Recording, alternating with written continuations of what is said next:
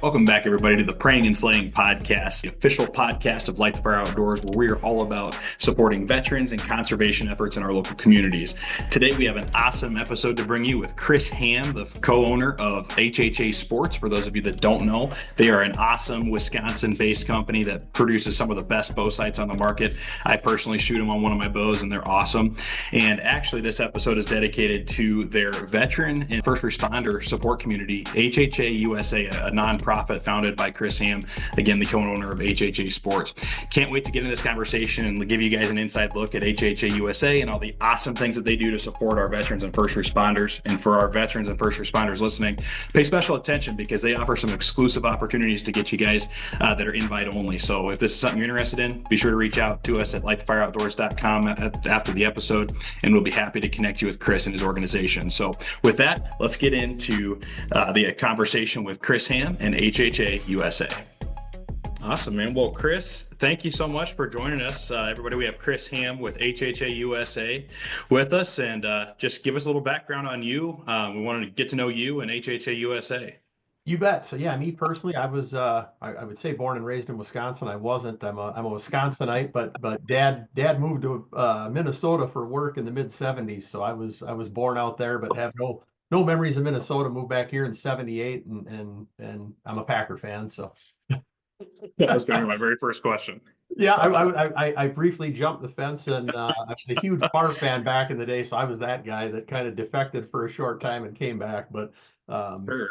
But yeah, so live in central Wisconsin. Also one of the owners of HHA Sports, which is an archery manufacturer. My late father started that in 1984, so that's the only job I've ever had. And I've never had to fill out a job application or do a resume or job interview. The only ones of those I did were mock ones in high school and college. So Heck yeah, that's a good way of life right there. been here since I was 9 years old. I was the kid with the squeaky voice answering the phones when we opened up. So, but That's so awesome.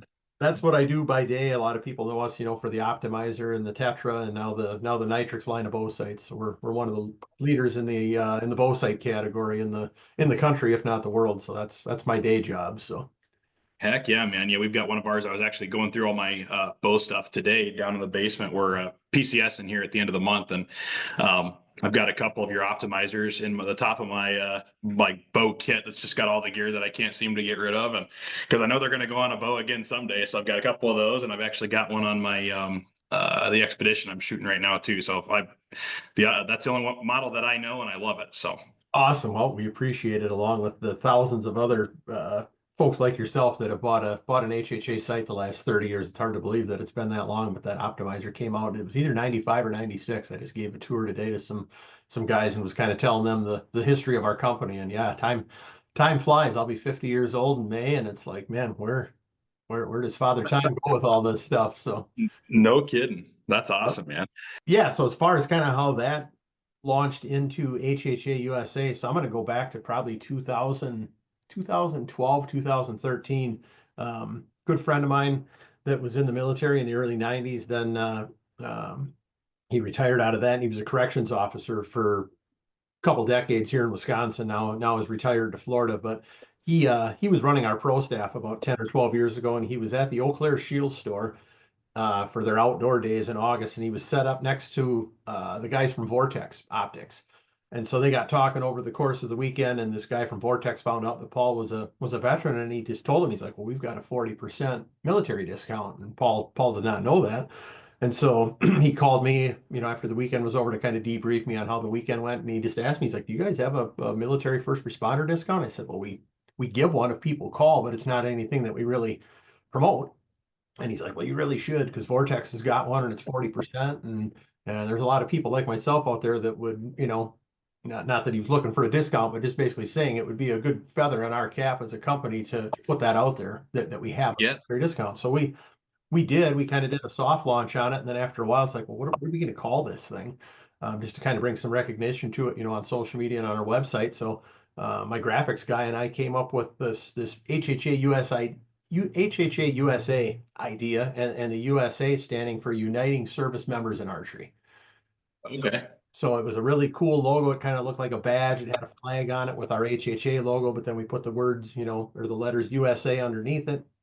uniting service members in archery. And that was kind of like the bat signal for 4 or 5 years, just to kind of let people know that, hey, we support our veterans and our first responders and our military, and we've got a discount that you can get either directly through us or through one of our participating retailers. And so so that I'd have to look back in the archives and see exactly when that went live, but it was probably, within a year or so of that conversation I had with Paul. So we had this HHA USA idea floating around on our website for about 5 years as just a sign on the door saying we support, the military and law enforcement firefighters through our discount program. So right around that same time, 2012, 2013, I was dating my wife at the time, and her father is a Vietnam veteran.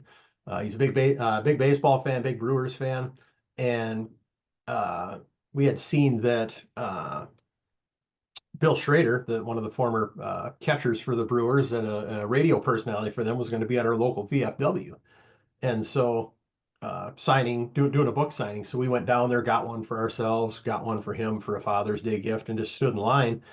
And when I was standing in line, there was a gentleman in front of us. His name is Jim Campbell, and Jim was part of the Never Forgotten Honor Flight, which I had heard about Honor Flight a couple times up to that point, but not a whole lot. Well, he was the president of the Honor Flight chapter closest to our house here. And he was also a Marine and a helicopter pilot from the Vietnam era.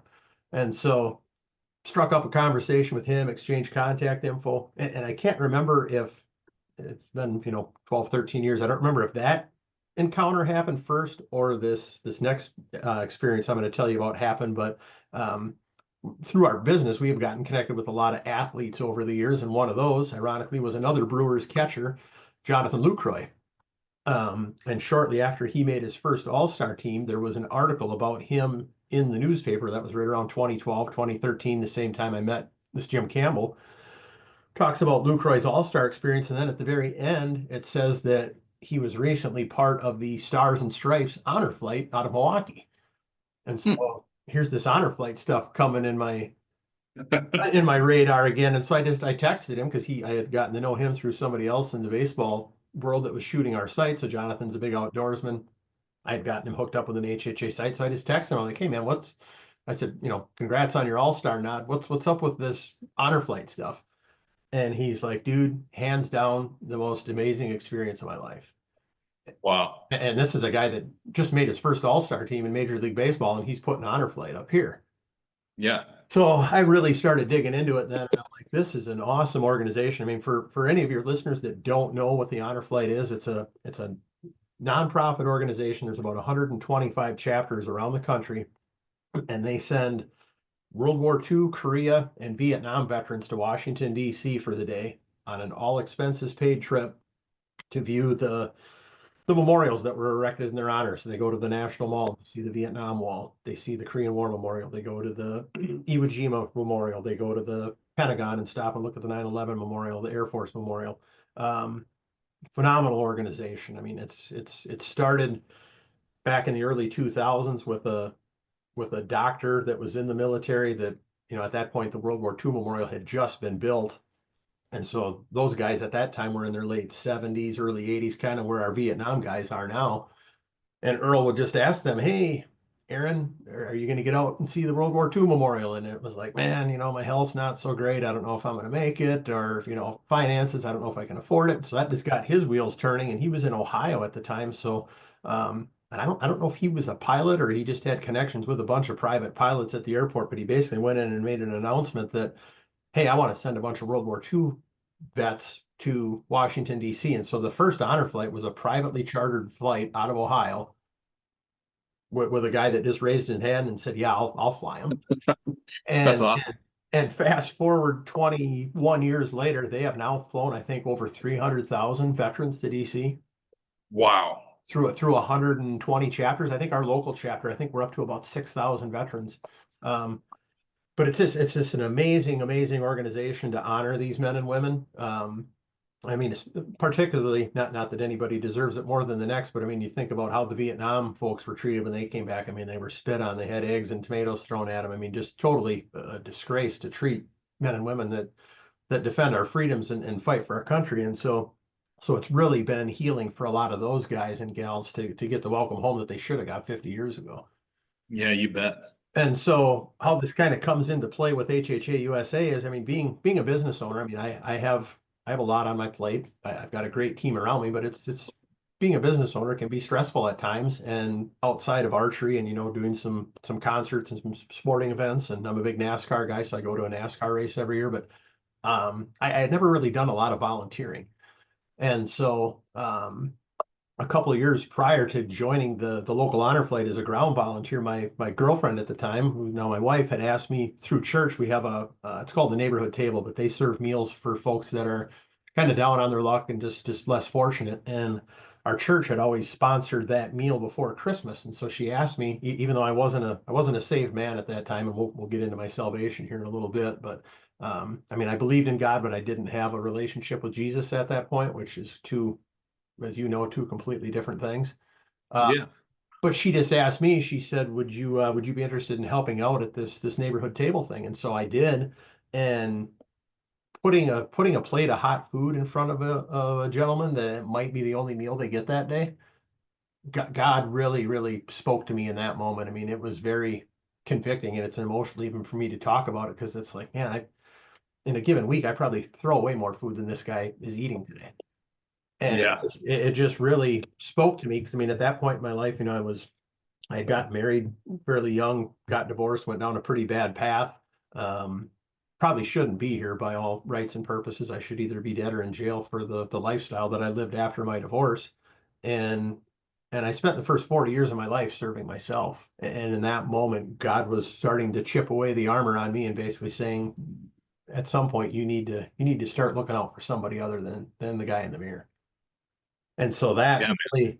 that really started to kind of break me down to the point where, then this honor flight thing comes up a year or so later, and I just came alive in that moment. I mean, I didn't get to go to DC right away. I was it takes about 150 ground volunteers to put on the flight out of Wausau, because they do a meal for them. I mean, it's a full on deal with, people working traffic at the airport, and, knocking on doors at 4 a.m. at the hotels to make sure the veterans get out of bed and don't miss their flight. I mean, it's a full on effort to make this thing happen. And just to be able to take off my owner hat for a weekend and just be a grunt and just be one of 150 people that were involved in honoring these men and women, it changed my life. It was phenomenal. And That's amazing. so that's really where I started to get the bug for, well, how can I utilize, all the blessings I've been given through archery to help this organization that I love so much. And so I was driving home from the airport one night. It's about an hour ride up there, and just got thinking, I'm like, man, we've got a really successful business. I have a ton of connections in the archery space. How can I leverage that to raise money for Honor Flight? And so instead of hitting up all my industry friends for my own stuff, it's like, hey, Aaron, I'm putting on some archery 3D shoots. Do you think you'd be interested in sending a few donations so that we could use those to raise some money? And over the course of 3 summers from 2017 to 2019, we did 10 shoots, and we raised about $85,000 in those 3 summers. Wow. And all of that money went to Honor Flight, to our local Honor Flight chapter. And so Jim Campbell, the guy that I met at the VFW at the book signing, I would meet with him and the other co-founder, who was also a veteran. And it was funny, because back then I didn't have my own nonprofit, so I was working under theirs, so I wasn't taking credit cards. So everything was cash and checks. And so we'd eat halfway at a Subway restaurant, and I'd have a gallon Ziploc bag with, $5, $7, $8,000 in it.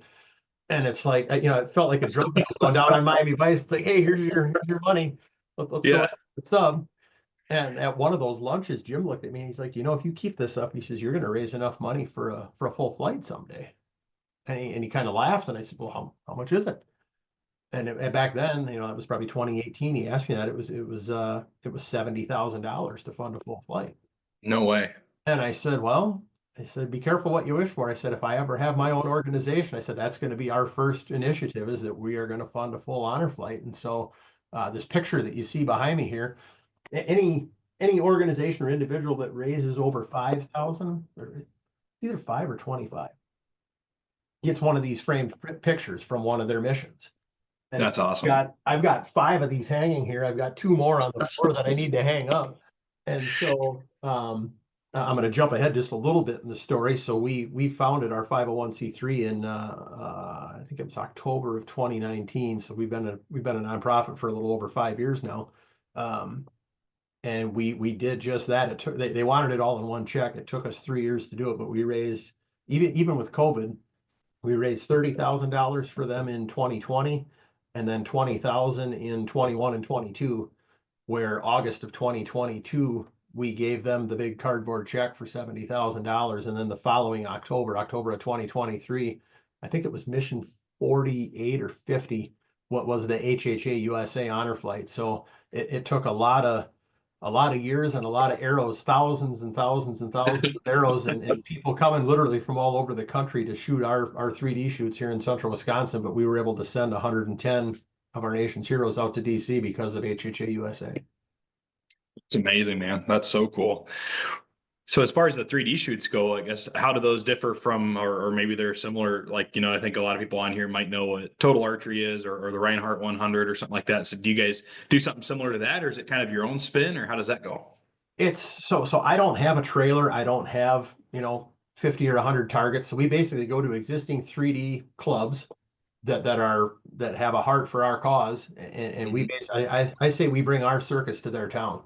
So I bring a whole truckload full of archery goodies, be it Matthews bows, Vortex optics, HHA sights, Rocky boots, you name it. I mean, we've got a silent auction that would make Rocky Mountain Elk Foundation jealous. Maybe not quite that big, but we have a pretty impressive silent auction at every one of our events. So it's a 3D shoot / silent auction that goes on with it. So like I say, we're just going to existing clubs and then adding that silent auction element to it. Really cool.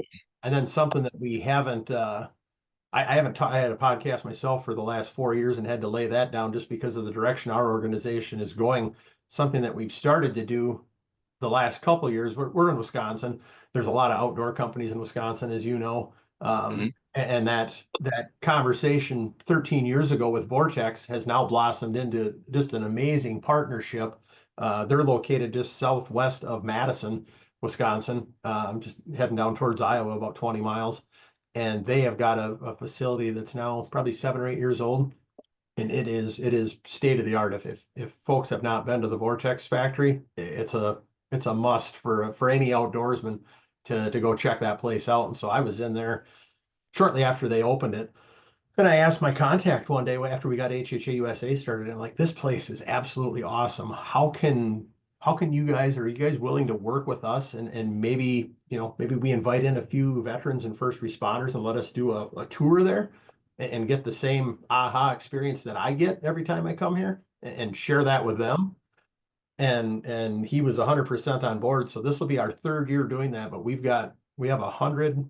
It's an invitation only thing, but we have 100 servicemen and women coming to Vortex. We have 100 coming to Matthews this year. We have 100 coming here to HHA, and we've got 50 coming up to Green Bay, up to Lambeau Field. Heck yeah! And so, because I mean, we, because our regular shoots they're 2 days, they're Saturday, Sunday over the course of a weekend, and we'll get a handful of veterans and first responders there, but we really want to love on that community and give them their own day. And so that's what these Fridays are all about. A lot of them are going to come and participate on Saturday and Sunday with the general population, but just being able to have that captive audience with those folks for that day, just the connections that we've made at Vortex and seeing how these folks interact with each other. I mean, we had people from 16 different states come into Vortex last year.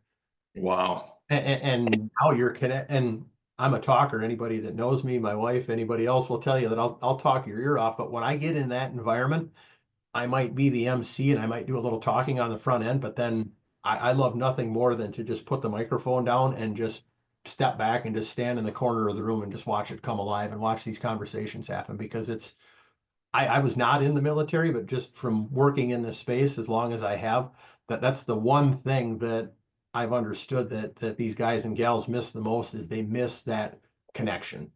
They miss that camaraderie.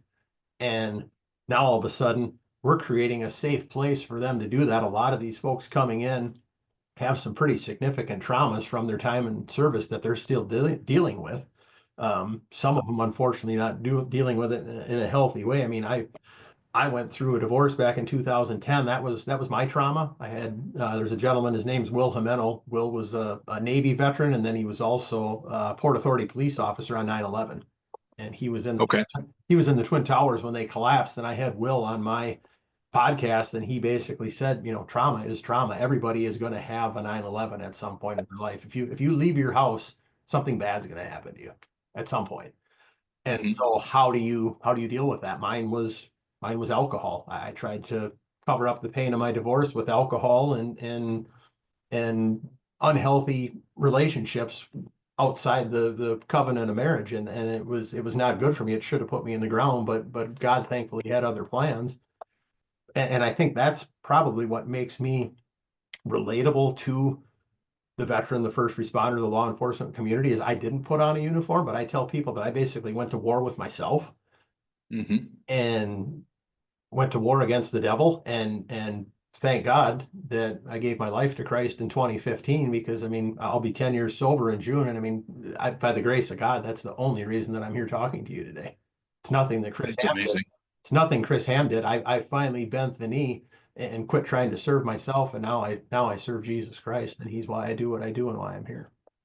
Yeah, man. No, that's amazing. I think that's something that definitely doesn't get talked about enough. I think it's all pretty easy for us to wrap our heads around, why war would be traumatic, something like the Twin Towers would be traumatic, whatever. But, at the end of the day, each and every one of us fights a battle, and it doesn't always look the same, doesn't always feel the same, but it's always, there's always a battle going on inside of us for, who we were created to be versus, what our vision kind of gets in the way sometimes, or our actions, or whatever the case is, man. So yeah, that's powerful to just know that, each and every one of us fights a battle, and really the only way to win is to finally say, hey man, like I'm done fighting, you take this. I can't, you got to raise your hands and surrender, because we can't do it on our own. We can't.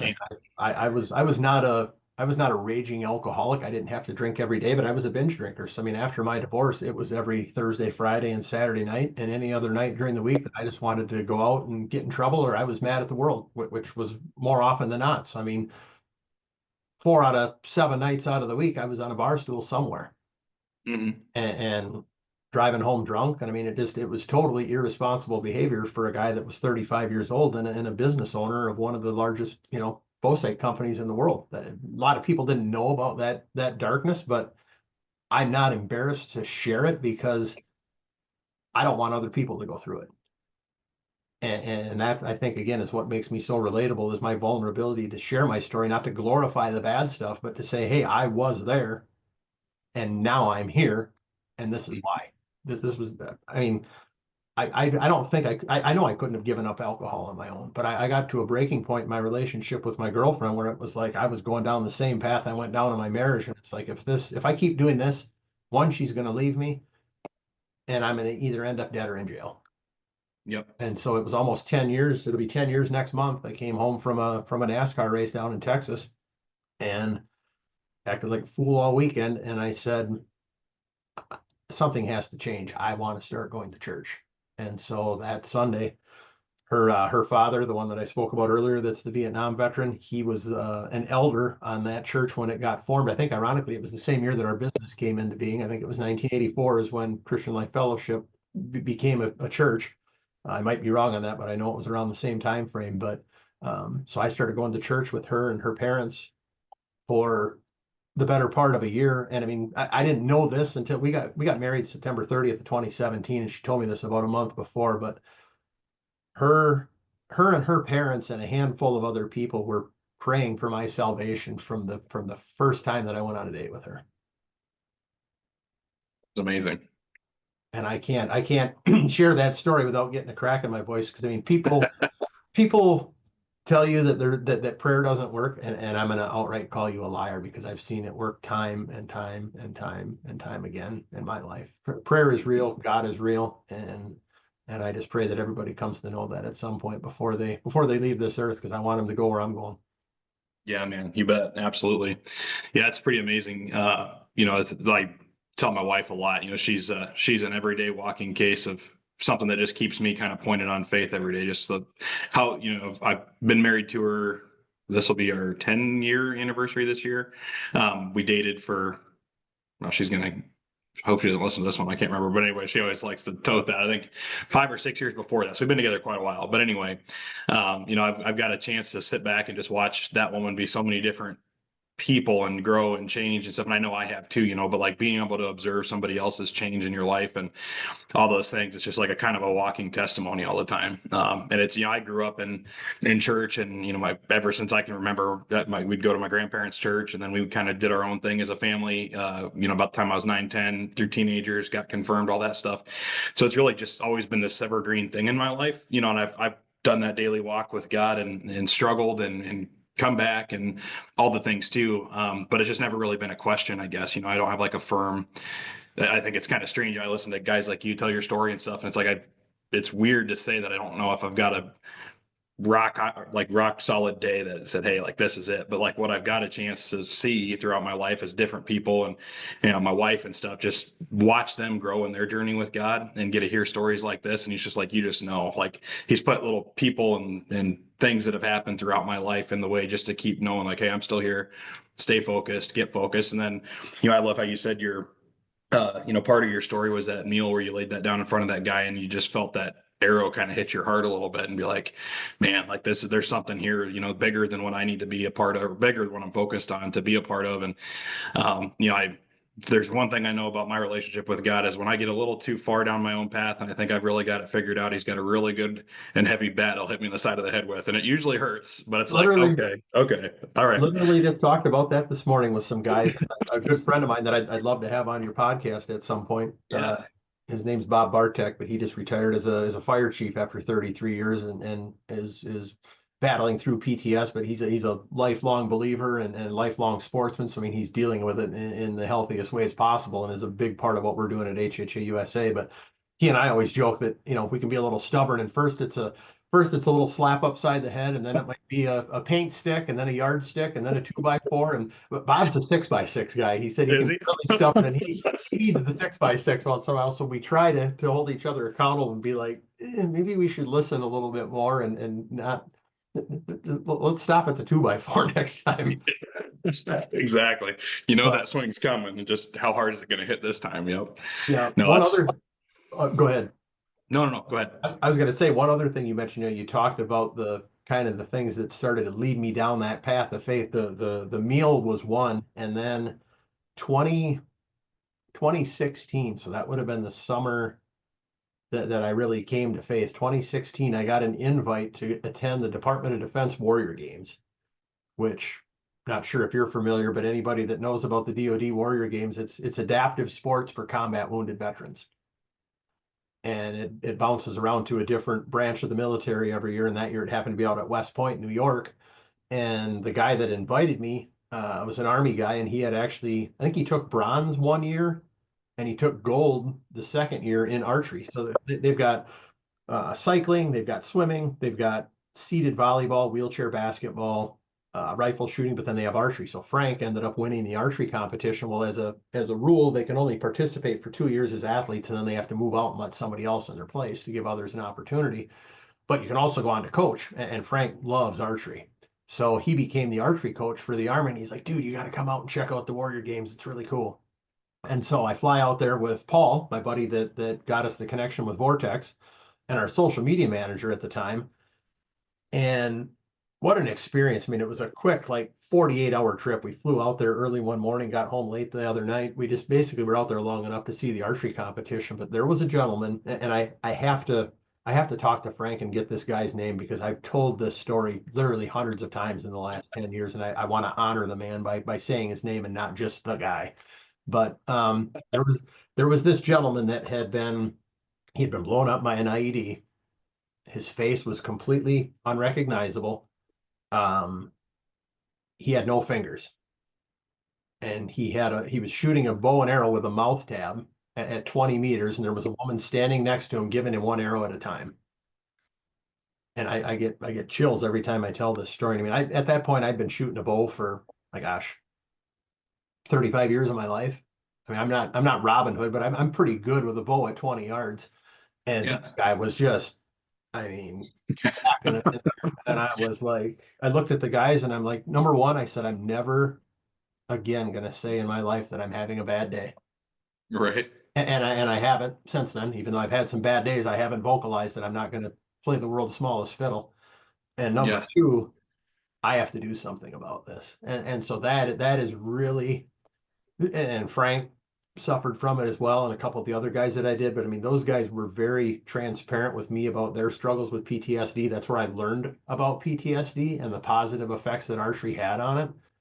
And that flight home, I mean, there was smoke rolling off of my pen. I was writing down notes faster than God was giving them to me. And that is really where the idea for HHA USA was fully birthed and came to life, was on that West Point trip. So because then we went back to the Warrior Games in the summer of 2017 because it was in Chicago. Started doing those shoots in 2017, and then 2019 HHA USA becomes a thing. So it's so, I mean, I like to think that I'm a fairly creative guy. I love to write. I love to talk. I think I had a fairly successful podcast. I love having conversations with people. I've been given the gift to communicate through writing. But that's not from me. That is all from God. There's no way that anybody could write this story other than a somebody that knows a heck of a lot more than we do. And that Yeah. being God, it's just so cool to see how he's put all of these pieces together. And it's like, oh, now I know why that happened. I mean, like I said, we met a lot of folks over the years in our business that are in the baseball world. Well, I met Adam LaRoche back in, my gosh, 2007, 2008. Probably I've known Adam for almost 20 years.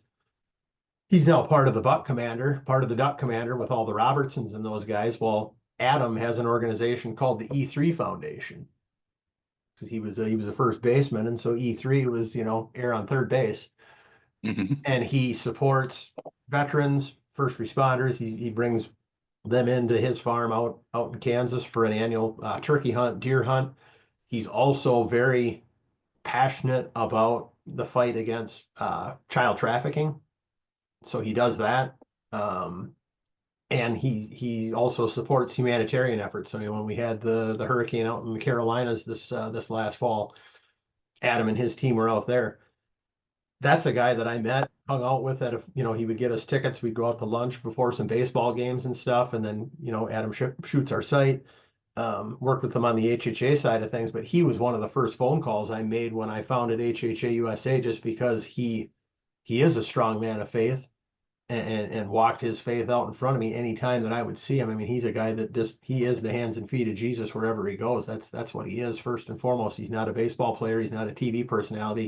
He's a Christian first and foremost, and he makes that very well known. So I wanted to work with Adam. But it's kind of cool because at the time, I mean, when I met him, I wasn't a saved man, and it's like, oh, sweet, I get to hang out with a baseball player and get some tickets right behind home plate. This is fun. Well, Yeah. but look at the plan that God had for it now. Yeah, man, it's crazy. And that's, some of the things, again, like those milestones I talked about that just keep me grounded in it, and like I said, that all kind of come at different times in my life, but it is pretty amazing to watch. You just never know. I don't think we're ever supposed to know the big vision of the plan. We always kind of put our own ideas in place, or, hey, I think this is the path I need to go, and here's why. And then all of a sudden some big crazy wind swoops in, or you get that bat in the side of the head and you go a different direction. And then all of a sudden you look back and you're like, oh, okay, this actually makes a little bit more sense now that I just did this walk for the last 3 years or 8 years or this and that and the other. It's like it all happens and it all, accumulates on itself, but it's never, you couldn't write that story. There's just no way.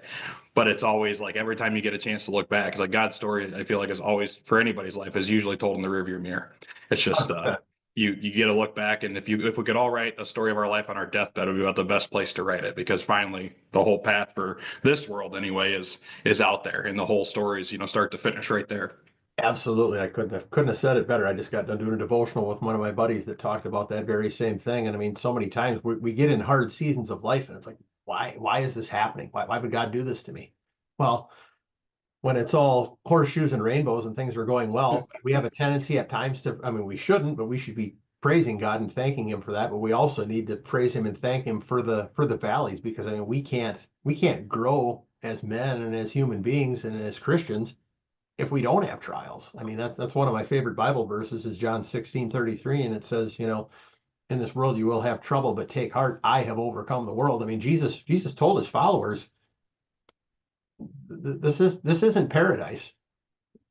Yeah. It's not. I'm going to take you to paradise if you follow me, but you're not living in paradise, and there's going to be a lot of junk and a lot of garbage that you're going to live with. But don't worry about it. You know, when your time over here is done, you're going to join me. And so that Exactly right. I have to remind myself of that all the time because I mean, it's like I said, it's not easy being a business owner. It's not easy being a husband. It's not easy being a friend. It's not easy being a 50-year-old male in the United States of America. It's challenging, even though I've got a great job. I've got a beautiful house, got a beautiful wife. I've got a lot of great stuff, but the enemy is going to attack us every single day. Yeah, 100%. And I think, something that just kind of hit me while you were saying that, I guess, is a couple of things. So one, I just started out of nowhere for like taking cold showers. I read some fitness thing, I think one time about boosting testosterone with cold showers, like sometime when we were stationed in Montana. So I've basically been doing it for probably 5 years straight. Just never, I think I've taken one warm shower that I can remember. But anyway, I started doing it, and then I ended up finding the 75 Hard program, which is like a mental toughness program that Andy Frisella puts out.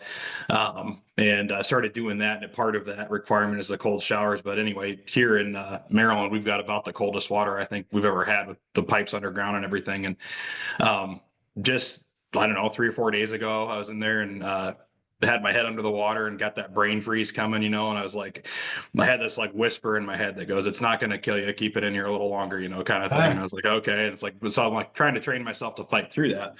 But it was like one of those things I didn't think much about. And then, but you mentioned you haven't had a bad day since you met that gentleman and got to watch him shoot his bow and all the things, just how he's overcome so much compared to what you felt like maybe you have or whatever the case is. And that little voice just really hasn't left. It's only been a week, but I think there's something there too. Is like it's not going to kill you. Like do the hard thing, get out there, and the part of our life we have now is we've overcome so much as human beings to like make our lives so comfortable compared to what they could be or have been, and it's all evolved so fast. Even in my lifetime it's evolved. I'm 30. I turned 35 a couple of days ago, and it's amazing. And the 35 years that I've been alive, it's probably been about the fastest technological growth that there's been, and the comforts that come with that and everything else. I think in a lot of ways, like we don't make life hard enough for ourselves to really get a grasp of what hard is and how bad it could be or how good we have it or whatever. But so I'm challenging myself here very recently, like just to always do the hard thing, whatever that is. Get out there, not necessarily do stuff the hard way, but do the thing that's going to make you a little bit better, so you can look back on something else that's maybe you thought was tough, and oh man, that's actually not that hard. Keep your head under that cold water a little bit longer and let it hurt a little bit more. I don't know if he mentioned it on my podcast or it was just a conversation, but I know Adam does cold showers, and then a guy that I do want to get you on the on here as well is a good friend of mine, David Wooten. You're moving to Texas, correct? Yeah. Yep. He's in San Antonio. He's retired out of the military now, but he was 82nd Airborne. Actually, our first HHA USA film that we put out on him was called Soldier's Ultimatum. David's got a powerful story. He'd love to come on here and share it with you, but he does the cold plunge thing every morning. Yeah.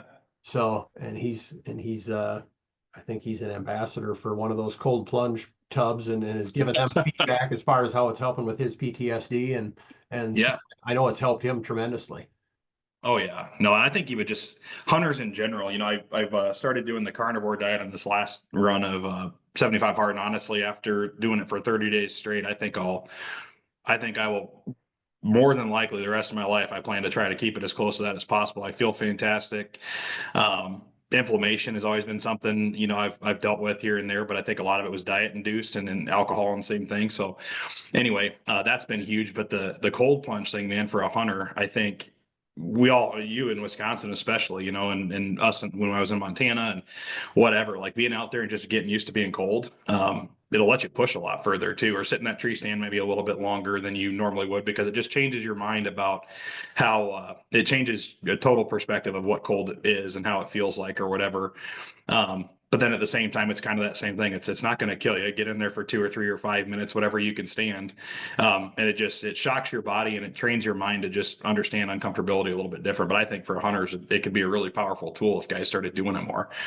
For sure. And this conversation is bringing up something that I used as a technique for a while, and it's probably been 6 months since I've remembered it. But going back to our faith, when you talk about going through something hard, I don't know if I read this in a devotional or heard a pastor speak about it one time, but it's like anything that we go through in this life is gonna pale in comparison to what Jesus did for us on Good Friday.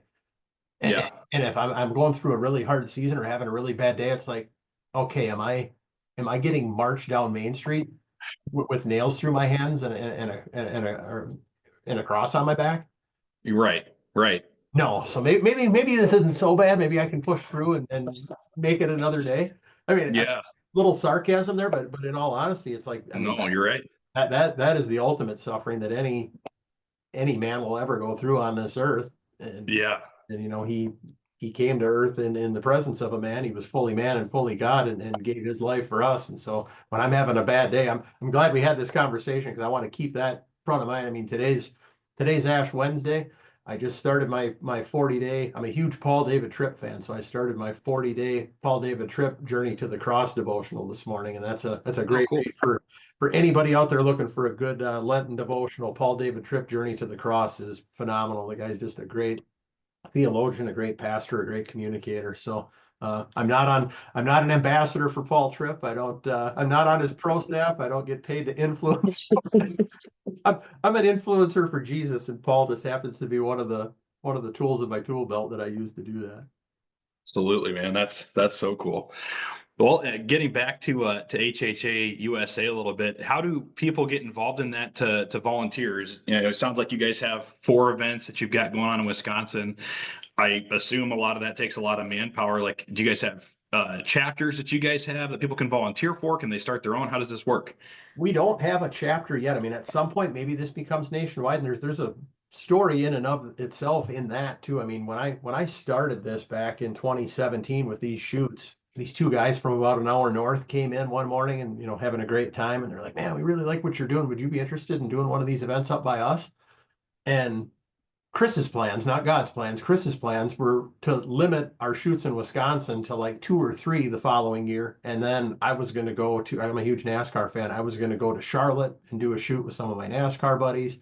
I was going to go to Florida. I was going to go to Texas. I was going to go to Nashville. I was going to go like 4 or 5 different places around the country with HHA USA events. This is Aaron, and I want to take a quick break from the podcast to talk to you about our first ever partner of the Prayin and Slayin Podcast and official partner of Light the Fire Outdoors, Dead Nuts Outdoors. These guys allow you to take your range and practice experience to the next level with their ultra high definition, life-size 2D targets. That's right, I said 2D. This technology is super cool because you no longer have to worry about bulky, weather-beaten, 3D super heavy targets for your backyard. And for me personally, being a military family, this is super important. We're actually just gearing up to move to our next duty station here, and I get to fold my entire backyard range, which is a bighorn sheep, full-size grizzly bear, full-size elk, mule deer, pronghorn, and whitetail. All of these targets will fold up into just a few inches of space and weigh like just a couple pounds all together. That's super cool. And they also just introduced their Vital X technology, which actually gives you guys an inside look at the real 3D anatomy of each individual target. Whether you're shooting a black bear versus an elk versus a whitetail, you just simply scan the target. It shows you a 3D real anatomy image of what's going on inside that target, so you can just get educated on why each shot is important and where that arrow or bullet that you hit, what it's actually doing inside as it affects that animal. Guys, if you want to check out more, go to www.deadnutsoutdoors.com. We are so proud to be partnered with these guys and taking their business to the next level. And please check them out again, www.deadnutsoutdoors.com. All right, now let's get back to the episode. So I took their card and I said, well, possibly, I said, but we might be kind of shifting gears next year and doing less events in Wisconsin and going, to other states. But I said, if something changes, I'll get back to you.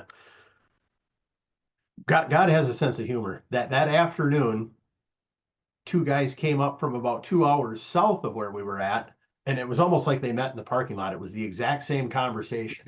Chris, we love what you're doing. Would you think about coming down by us and having a shoot next year? And I'm like, okay. I don't believe it's coincidence. There's a reason I'm having these conversations. Yeah.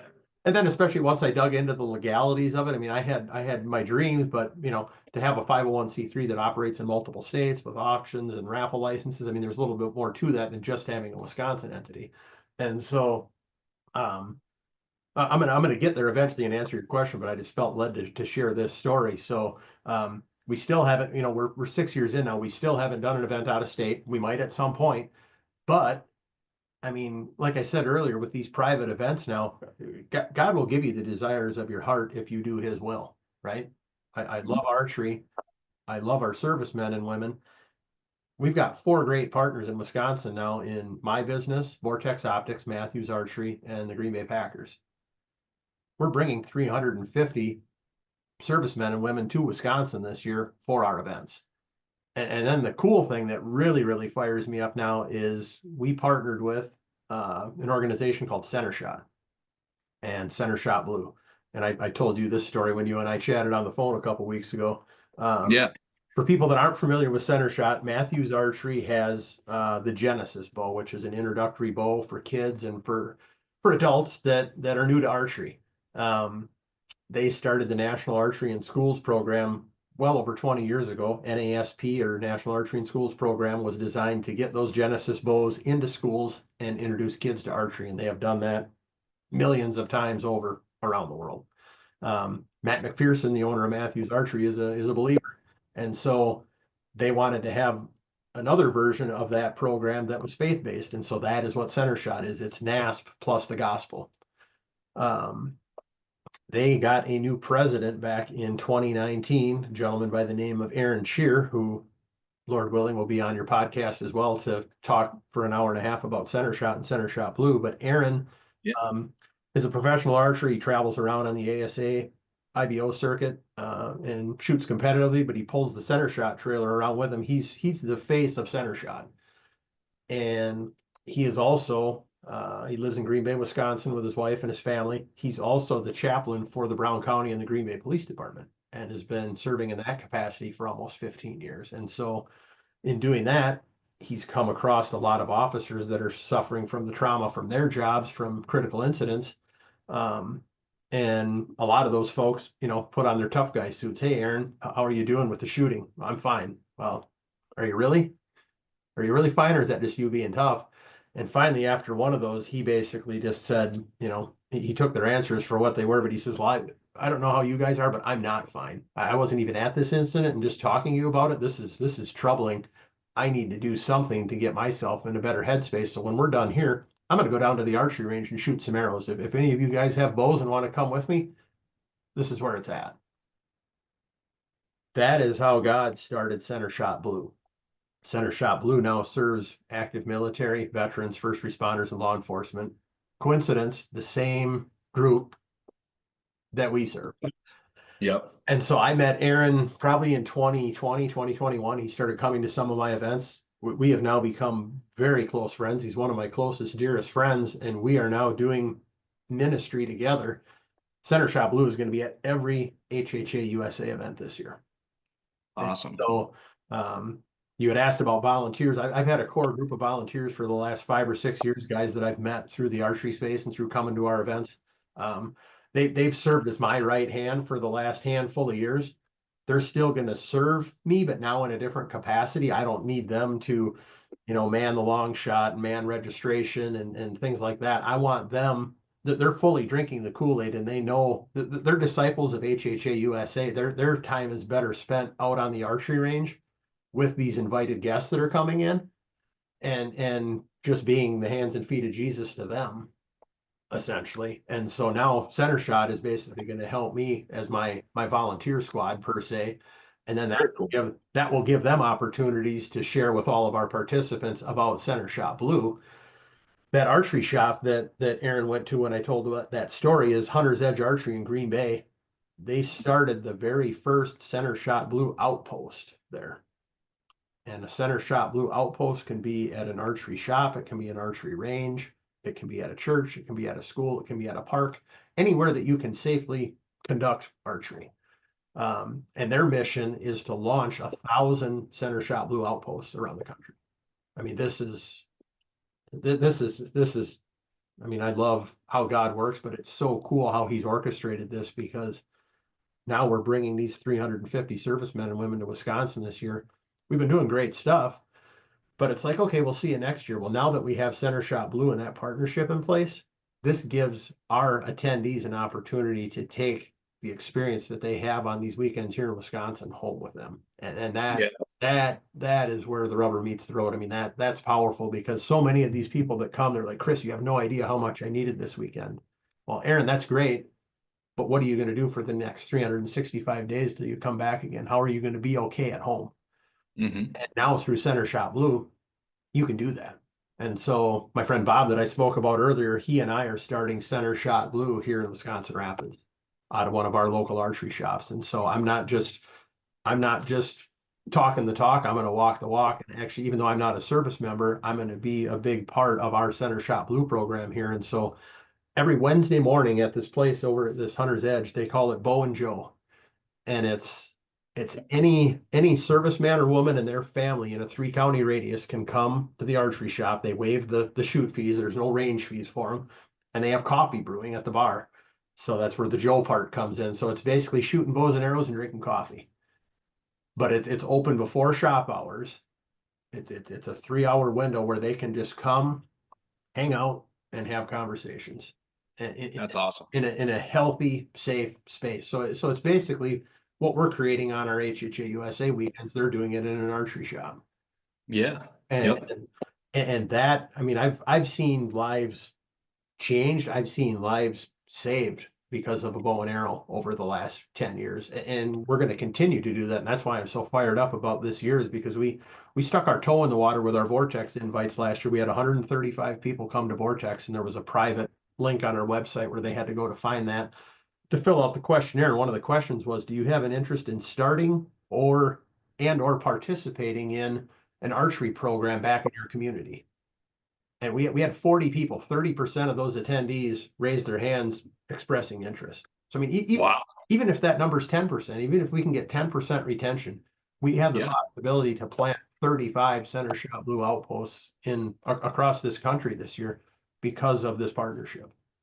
You bet, man. And I know, I love that you guys have this partnership with Center Shot Blue and that you brought it up. And I was talking with Casey or yesterday, actually, I had a conversation with him and, kind of going over the potential to maybe start these chapters on military bases and stuff like that have a facility that they can, or even a shop in town that the guys can gather at, whatever. But, I think there's some power in the fact that you guys have you guys have done the Center Shot guys, and you have kind of done the hard legwork of setting up the program, because I know several people, and Justin Wilson, he's on one of our Operation Hunt podcasts. It's gonna be launched here, I think, next month.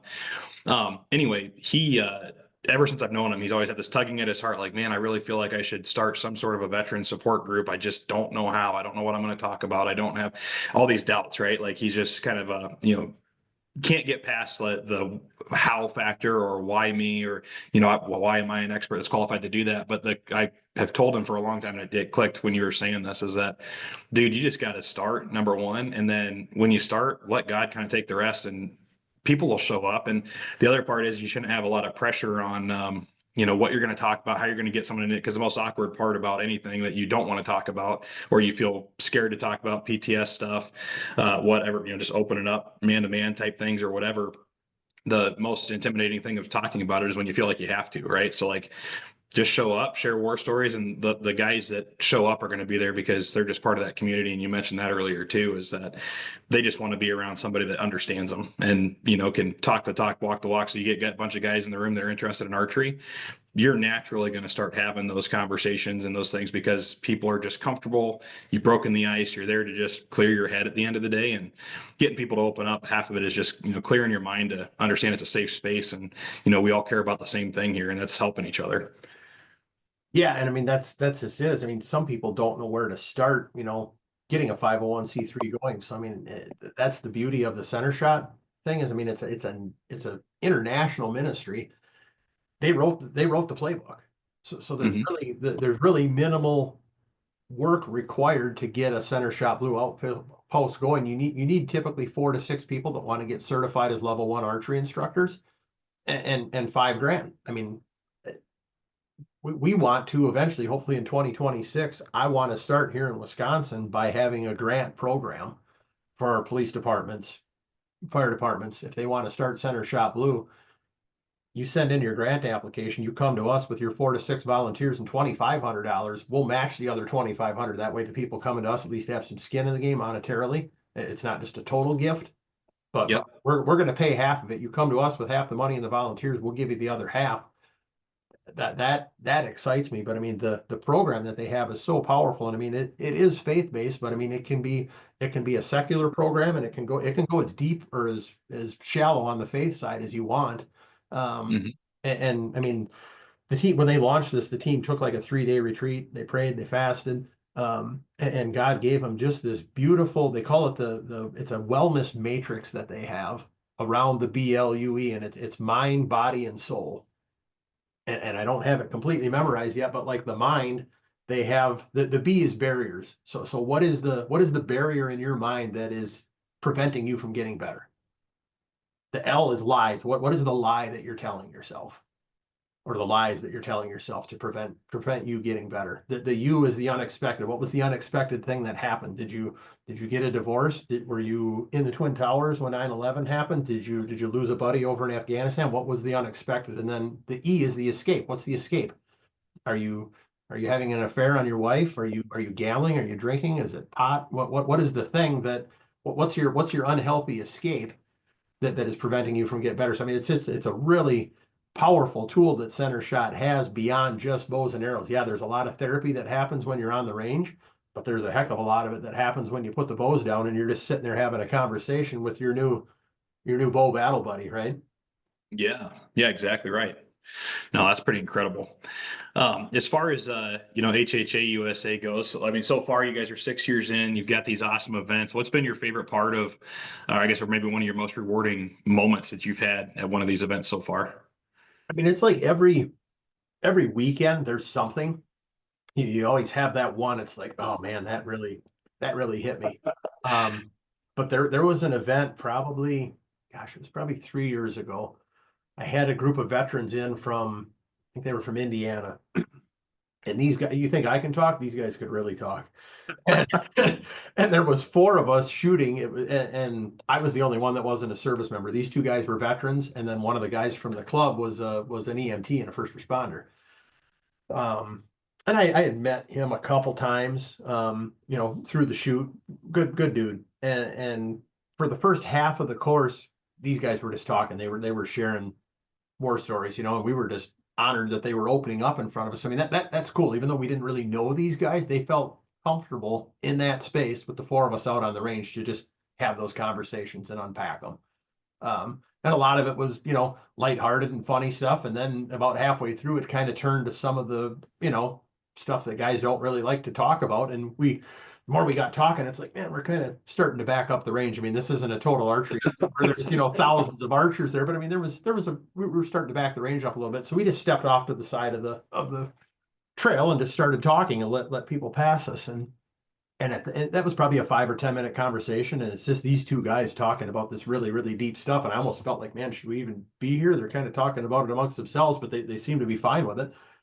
And they're like, all right, well, we better keep shooting. And so we take off. And then on the second half of the course, the guy that was from the area that I knew that was the EMT, he starts unpacking. And he's like, I've been doing this EMT medic thing for 25 years, and I've seen some stuff that I wish I hadn't seen. And it's like, man, this just got real in a hurry. We were coming out to shoot bows and arrows, and now we're having a therapy session out on the range. Yeah. And so we finished up the course, and then I don't know if I had to go to the bathroom. I wanted to grab a burger or something, but I hung my bow up and I went to the clubhouse and I just grabbed a burger and a soda, and half hour later, those 3 were still over there talking, and I'm just like, if we don't make a dime this weekend, it was worth coming because of what just happened there. That changed that guy's life. What just happened out on that archery course. I get chills just telling the story because that is the essence of why we do what we do. It's amazing, man. I love that. As far as like moments go, like what's your favorite part about what you guys do? Is it the events? Is it the getting the community in there, or is it all about starting conversations for people? I think that story that I just told, that's my favorite part. And so much of that, I mean, I was witness to that one, right? Mm-hmm.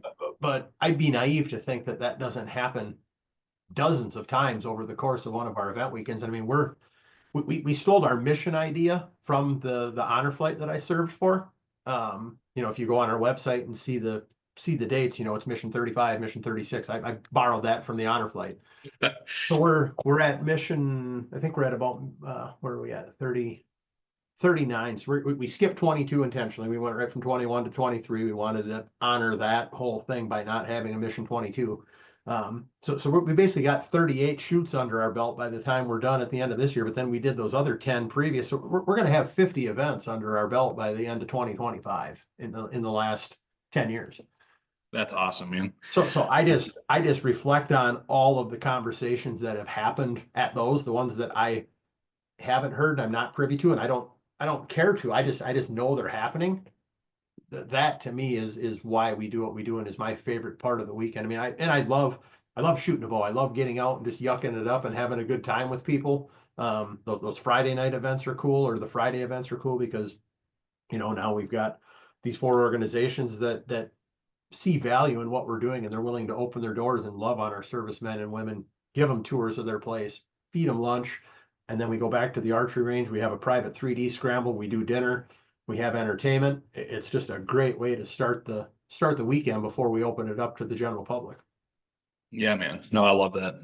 That's pretty amazing. Is there, as far as people supporting you guys and what you do, obviously you guys have your big fundraising events after the shoot weekends and stuff that you do. Is there anywhere else that people can like give back or donate to, or how do people get involved that way? Yes. I mean, we get, as a manufacturer, we get hit up for donations all the time, and I get it from that side of the fence. And yet I feel guilty reaching out to people and asking, hey, can you give me this? Can you give me that? So, I mean, with all the connections I have in the archery space, you go on our sponsor page on the website, we've probably got 75 brands that donate products to us. We've got a couple larger partners now that have stepped up into cash basis. Shields is actually sponsoring the archery shoot fees for all 350 of our private guests this year. That's awesome. So any of these invited guests that want to shoot archery on Saturday or Sunday are not going to have to pay a dime, because our friends at Shields are picking up the tab for that, which is awesome. That's amazing. So, I mean, we're always looking for additional, product partners. If somebody's got a business in the outdoor space or something else that you think would be good for a silent auction, I'd love to get.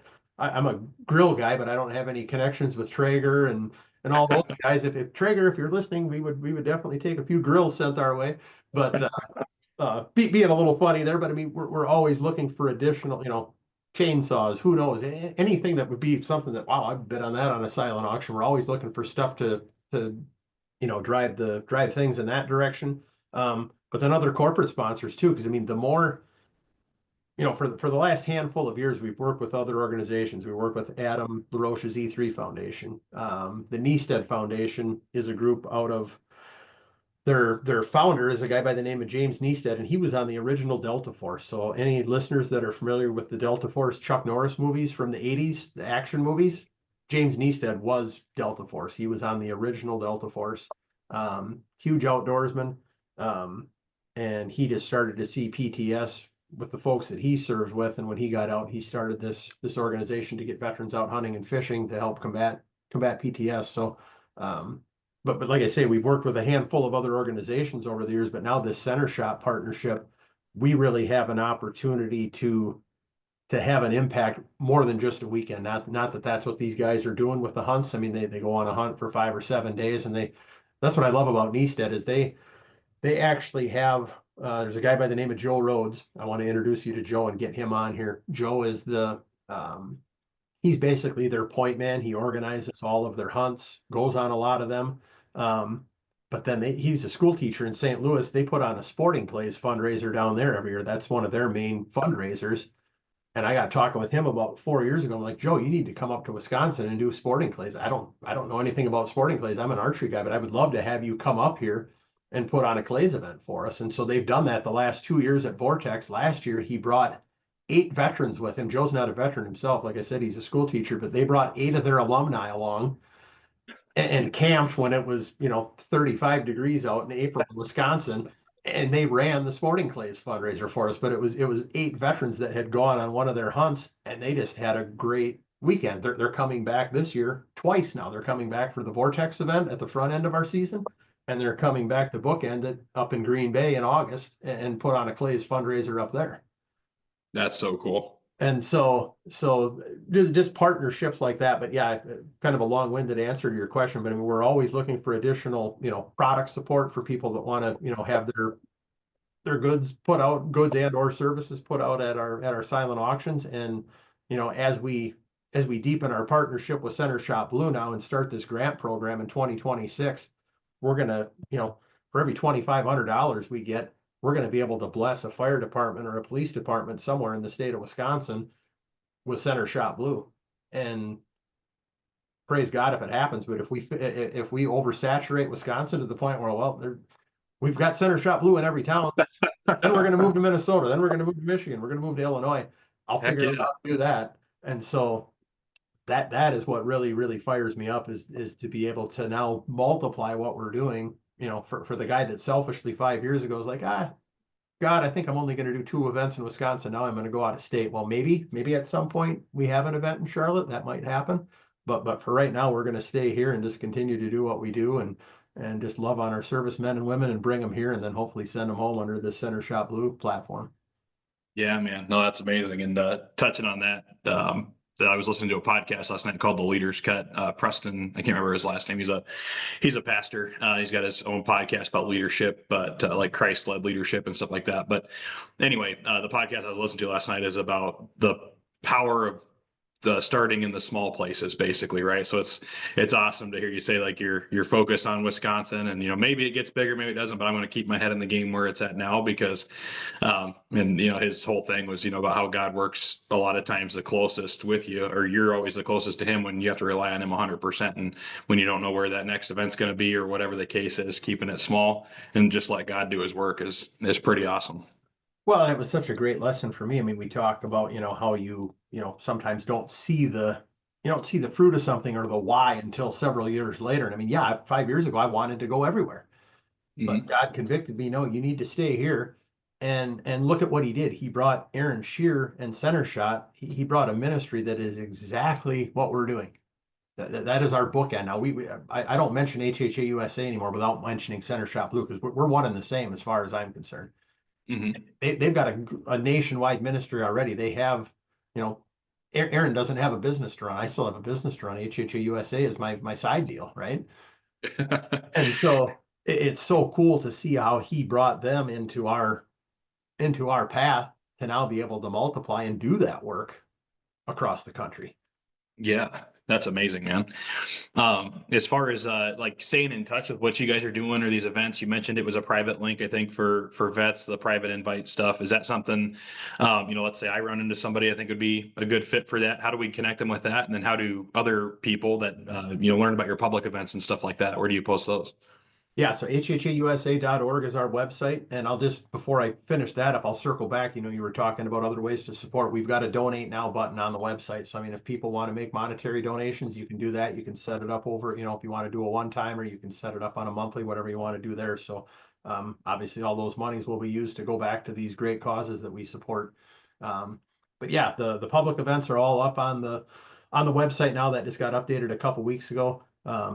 I still run our social media, at least for now. So I got to get our Facebook events created for all those. So you can follow us on Facebook and Instagram as well. And then I'm ashamed to admit this, but 5 years in, we still have yet to do a formal email blast, but we're going to start sending email blasts out as well. So you can subscribe to the newsletter on there, which I'll be writing here before our season kicks off at the end of April. So that's how people can stay in touch with us, is through the website and Facebook and Instagram, and then that email chain. And then I think, I am wearing an HHA USA hat. So, I mean, we've got a lot of people that have become aware of what we're doing from our for-profit side, which is HHA Sports. And on HHAsports.com, there's an apparel link on there. If you go to that, we've got these hats. We've got a couple Richardson hats. We've got a dye sub printed HHA USA jersey. Any of the sales of HHA USA apparel on the HHA Sports site, the profits from those come back to HHA USA as well. So, no, that's very cool. And that's one of the goals, just not to piggyback Prayin and Slayin with that. But one of the things I want to do with like Prayin and Slayin merch too is have it dedicated to the donation piece of it that comes off all those sales go back to something specific. So yeah, I'll get with you offline too. Maybe we can do a special thing there that kicks back to what you guys do as well. That'd be kind of neat. That'd be awesome. Yeah, we'd love to partner with you on that. So Yeah, man, for sure. Well, I guess we I feel like we've talked a lot about not getting too far ahead of the horse here, but how where do you see yourself in 10 years with this organization? man, if you asked me that a year ago, I would have been a little unsure. But now with this center shop partnership, I mean this so for 5 years, I mean every year around this time, February, March, I get attacked. The devil basically tells me, you don't need to do this anymore. You've got a business to run. You've got a wife at home. You're spinning way too many plates. You need to walk away from this. Somebody else will do the work. And I got 2024 was kind of a heavy year for me. There was so much stuff going on in that first quarter. When those attacks came last year, I hate to admit this, but I've shared it on a couple other podcasts. I was ready to walk away. I had given in to that attack from the enemy. I had even called a lot of my volunteers. I called some of our partners. I'm like, yeah, this is going to be our swan song this year. I hate to do it, but I'm burned out. I need to focus on, I need to keep the main thing was my story. And what a lie. I got to Vortex and Aaron from Center Shot was there, and it was the Friday afternoon after we had done the Vortex tour. It was cold and windy. It was the end of April. It was probably like 50 degrees out. We're shooting a scramble on this field at the gun club. And he comes up to me. He's like, you know what? He's like, I think Matt McPherson would be interested in doing one of these events at their place. Like, really? He's like, yeah, I've been telling him about it, and I think they want to do one. And that didn't, it wasn't like, ooh, Matt McPherson Matthews. That didn't pull me out of the muck and the mire that I was in. But that night, we went back to the gun club. Brewpub Pizza is a big sponsor for us, so they had their pizza trailer there. They brought Chris Cruzy with them to sing for all the 100 invited guests. And we had Aaron Shear, obviously from Center Shot, was there. Joe Rhodes from the Neestead Foundation was there because him and his crew were up running the Sporting Clays event. And then we have another group, which I'd love to have him on your podcast as well, but it's Life Camp USA. Mark Newman, him and his wife Janie run their nonprofit down by Milwaukee, Wisconsin, and they have 1 week kids camps set up. They're all free of charge, but it's for 7th and 8th grade boys specifically that have lost dad in the line of duty or to suicide. It's a very select group that they're working with, but it's a faith-based organization. I mean, they're grabbing those young men at a very formidable age that have just lost dad or maybe lost dad, as a toddler, and they want to bring alongside some male influence in their life. So they get a one-on-one chaperone for each trip. These guys are all vetted. A lot of them are veterans actually, but they call them uncles. It's just a great organization. And so anyway, we had those three there. And before Chris went on stage, I just felt compelled to let Aaron, Joe, and Mark, give them 5 minutes on the microphone to talk about their ministries after I told them, thanked everybody for coming. And I just went into the back of the room and I stood there and I knew God was going to speak to somebody in that room. I'm like, something that comes out of these guys' mouths is gonna hit a chord with somebody. And I had no idea that guy was going to be me. That wasn't even a year ago, but here I was literally 12 hours prior to that, ready to be like, this is done. And standing in that room with those 100 men and women, it's like, who am I to tell God that I don't want to do that anymore? You know what I mean? And he basically told me, I didn't hear an audible voice, but the Lord basically told me, stop trying to do this ministry Chris Hamm's way. I'm a type A personality. I'm 100 miles an hour. Get back down here on this dirt road, hold my hand and walk and do this ministry the way that I want it done. That was one of the most powerful messages that I ever received from the Lord. And so I walked out of that Vortex weekend a changed man. It's like, I'm not going anywhere. I'm going to be doing this until they put me in the ground. And look at what he's done with it in the last 10 months. Now we've got Matthews, Vortex, HHA, and the Green Bay Packers behind what we're doing. It's just the start. And I say that all the time, and this is just the beginning. So what a powerful lesson. And I mean, I use scripture all the time throughout my day. I mean, the first thing I do in the morning, I use the YouVersion Bible app on my phone. I absolutely love it. My best friend lives in Nashville, so he and I do a devotional every morning. I reply to my devotional with him before my feet ever hit the floor. So I'm not going to lie, there's days that I check my notifications first, but I try to go to my Bible app first. Yep. But I have anywhere from 6 to 10 different scripture that I have on my phone at any given time. And I actually had them on there until about 40 days ago. We did a digital fast through our church where it was a great book. And I actually have those verses right here, if you can see them. Yeah. And the first two, look at what hang on here. I'm trying to. So look at 6 o'clock and look at 8 p.m. That's Ephesians 6, 10 through 20. And anybody that knows scripture knows that that's the full armor of God. And that is something that I hem my day in with. It talks about, the breastplate of righteousness, the gospel of peace, the helmet of salvation, the shield of faith, the sword of the spirit, which is the word of God. I mean, it is every tool that you need to do life on this earth.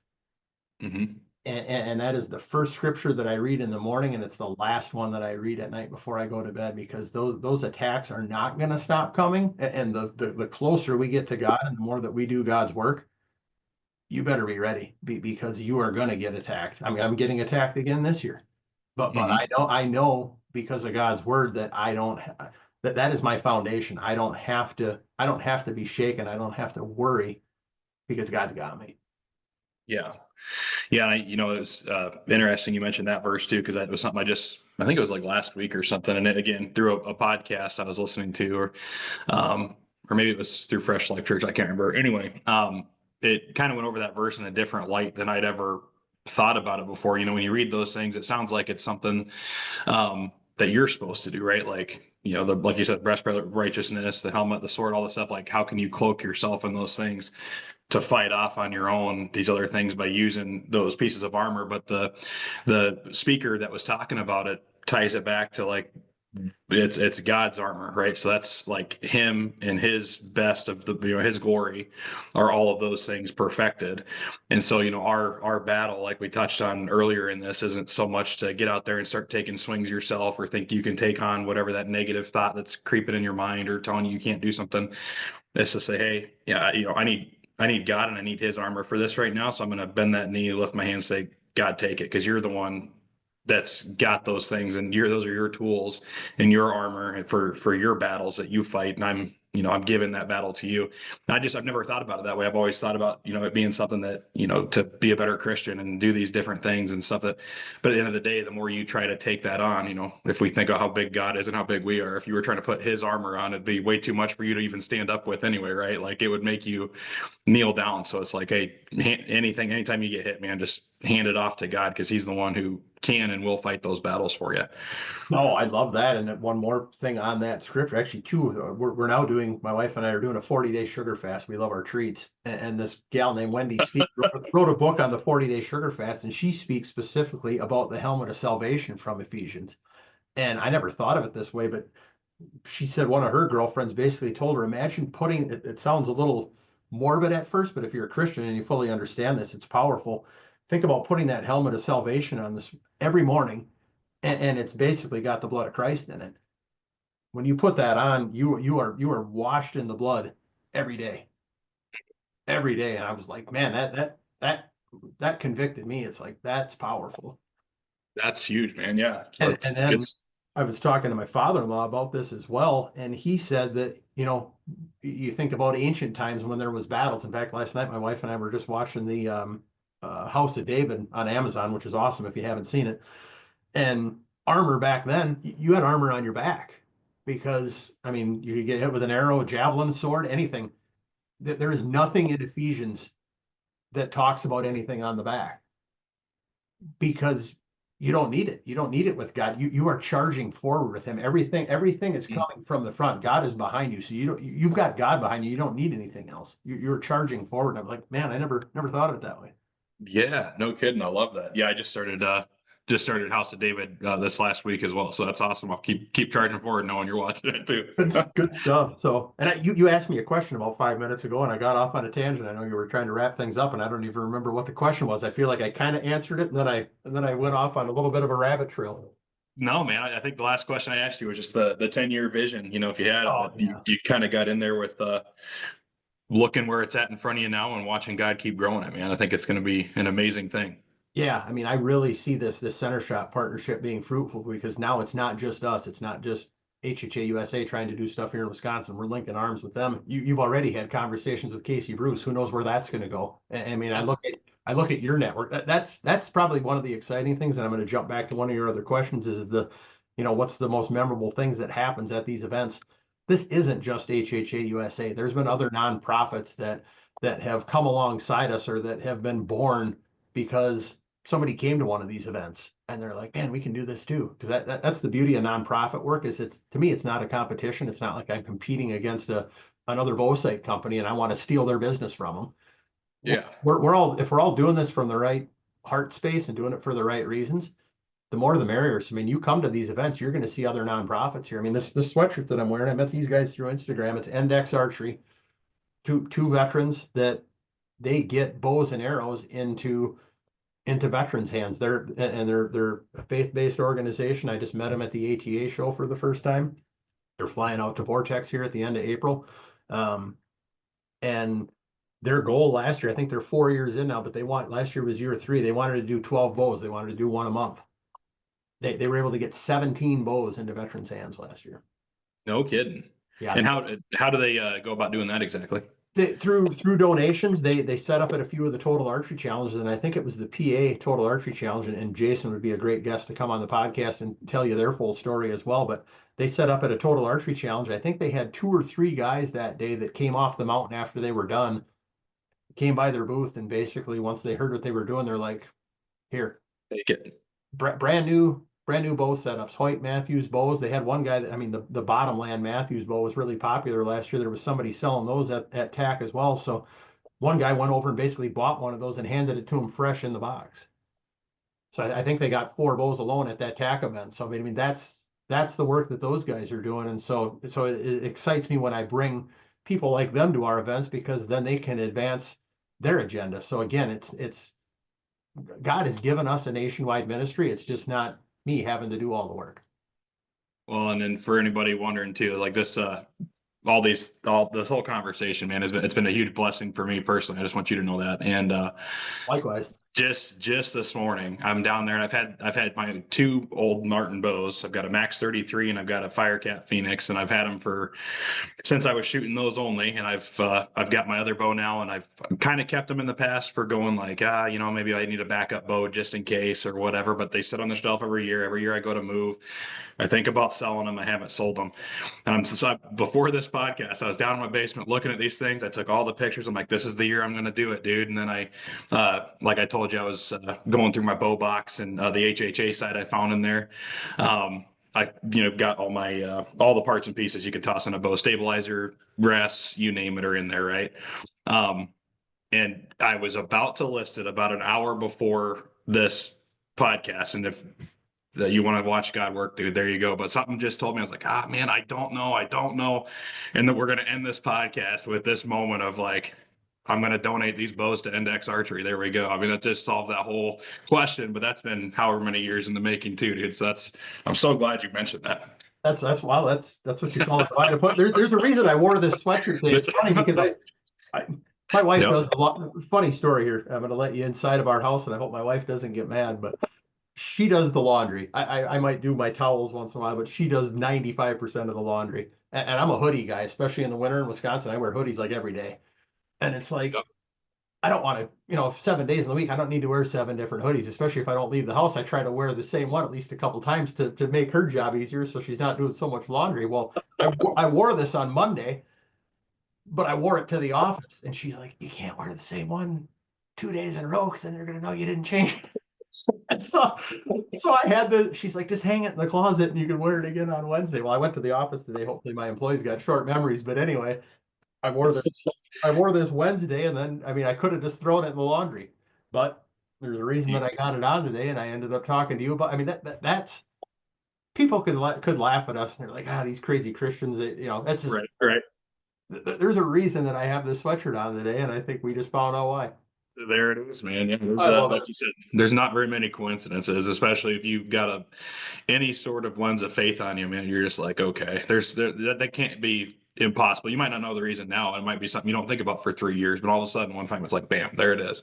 Yeah. So that's amazing, dude. It was funny too because I was looking at that a couple of times through the podcast. Like I see the bison creeping up in the screen a little bit, and I was like, wonder what that shirt is he's got on, and then that's how it wraps. So that's pretty incredible. These guys have an awesome story, so I'm excited for you to have them on here to tell their story too. Because I mean, I'm telling it from a civilian's lens and all the cool stuff. They're going to be able to tell it from their lens of having PTS and how it's helped them and now how they're helping others. I mean, you talk about pay it forward. These guys are killing it. I love that, man. Yeah, if you could, if you're not too much trouble, if you could connect me to them, I'd love to get connected to get them those bows. But then, hopefully, that's an instant segue to maybe get them on here and help them share their message too through this. 100%. You'll have a message from me when we're done recording. So awesome, man. Well, like I said, this has been a huge blessing to me, dude. And we love what you're doing through HHA USA and all those servicemen and women. And hopefully we get to become a part of one of your events. I know there's going to be more conversations around Center Shot Blue coming through the Prayin and Slayin Podcast. I'm just coordinating those now.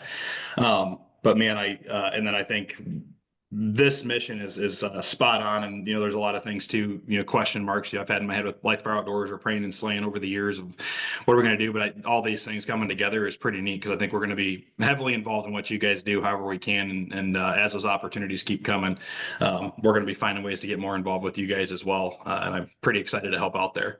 No, and we look forward to that. Yeah, it's just all this started what, a month ago when I sent you a friend request on Facebook. Yep. During my social media fast, it's like, man, this guy keeps coming up. I'm like, all right, I'm going to do a little stalking. I'm like, okay. Interesting. I'm going to add him and we'll see what happens. That's awesome, dude. Another coincidence. Yep, another random coincidence. So awesome, man. Well, thank you so much again for coming on, brother, and all the stories and the faith you shared, and man, everything. And yeah, for everybody else that's listening, HHAUSA.org, HHAsports.com, they can find out more and support you guys through there. But yeah, man, there's gonna be this is the first time I've had 2 full pages of show notes going over here. You probably see me writing my pen down. So I did. A lot of stuff coming from this one. So be sure to check it out. Looking forward to it, and look forward to getting to meet you face to face eventually, and hopefully your wife at one of these events, and shooting some arrows and breaking some bread together. So definitely looking forward to that. Well, thank you so much again, Chris, and we'll be hopefully doing this again soon. Sounds like a plan. Awesome, brother. Well, thank you so much. We'll see you. You bet. Well, there you have it, guys. That was Chris Hamm with HHA USA, and what an awesome organization, and all the work and opportunities they're providing veterans just to have community, and one of the things, going back to that Ephesians 6 with armor of God is, we can do all these things to resist stuff and fight off the devils that come up in our lives. But at the end of the day, man, that's God's battle, but one thing that we can do is surround ourselves with like-minded individuals. And like, Chris and I talked about, the community in the veteran space is typically what people miss the most. Whenever you're part of something special, part of an elite team, or whatever the case is, man, there's just things that you'll know and have an understanding of that only certain other people will know, and it's really hard to find community in that space if it isn't dedicated with those people. So HHA USA is providing some awesome opportunities to get like-minded individuals together, bring back that veteran community to a space where they can just have camaraderie and have fun with their brothers and sisters, that are still or once were in arms. That's just such a great thing to be a part of. So thank you, Chris, for starting that, man. This episode, like I said, was a blessing to my heart. I hope it was a blessing to yours. Be sure to check out HHAUSA.org for all things HHA USA. And again, if you want to check out more with Chris and HHA Sports for the bow sight company, HHAsports.com. Be sure to check out our partners, DeadNutsOutdoors.com, for all things 2D targets. It's getting the spring weather, man, has us shooting in the backyard, so we're packing up for our PCS coming up here. But I left my big whitetail target out there so me and the little guy can get out there and shoot. dude. Just an awesome target system, guys. So check out Dead Nuts Outdoors. And of course, if you want to support us, get some Prayin and Slayin swag, Light the Fire Outdoors gear or whatever, www.lightthefireoutdoors.com. And remember, the proceeds from all of these things go right back to supporting veteran and conservation projects in our local communities. So with that, guys, I'm going to let you get to it. Be sure to tune into the next episode. Give us a like and share this episode with somebody you think might be interested in it as well. And if you feel inclined, leave us a review. That'll help us get bumped up in those algorithms. So thanks again. And remember, keep praying and slaying.